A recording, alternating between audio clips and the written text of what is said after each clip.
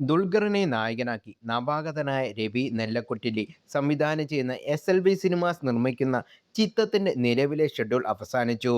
പുതിയ ചിത്രത്തിന്റെ പുതിയ ഷെഡ്യൂൾ ഉടൻ ആരംഭിക്കും. ചിത്രത്തിന്റെ വളരെ നിർണായകമായ രംഗങ്ങളാണ് ഇപ്പോൾ അവസാനിച്ച ഷെഡ്യൂളിൽ ചിത്രീകരിച്ചത്. ചിത്രത്തിന്റെ ടൈറ്റിൽ പ്രഖ്യാപനം ഉടൻ ഉണ്ടാകുമെന്നാണ് വിവരം.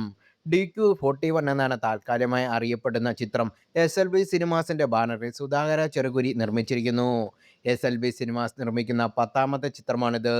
പൂജ ഹെഗ്ഡെയാണ് ചിത്രത്തിലെ നായികാവേഷം അവതരിപ്പിക്കുന്നത്. ദുൽഖർ, പൂജ ഹെഗ്ഡെ ടീം ആദ്യമായി ഒന്നിക്കുന്ന ചിത്രം കൂടിയാണ്. മലയാളത്തിലും തെലുങ്കിലും ഒരുപോലെ വമ്പൻ വിജയങ്ങളുമായി തിളങ്ങി നിൽക്കുന്ന ദുൽഖർ നായകനായി അഭിനയിക്കുന്ന 5ാമത്തെ തെലുങ്ക് ചിത്രമാണ്.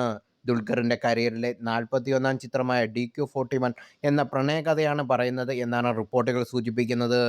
വമ്പൻ ബജറ്റിലും ക്യാൻവാസിലും ഉയർന്ന സാങ്കേതിക നിലവാരത്തിൽ ഒരുങ്ങുന്ന ഈ ചിത്രത്തിൽ മികച്ച അഭിനേതാക്കളും സാങ്കേതിക വിദഗ്ധരും വലിയ നിര തന്നെ ഭാഗമാകുന്നുണ്ട്.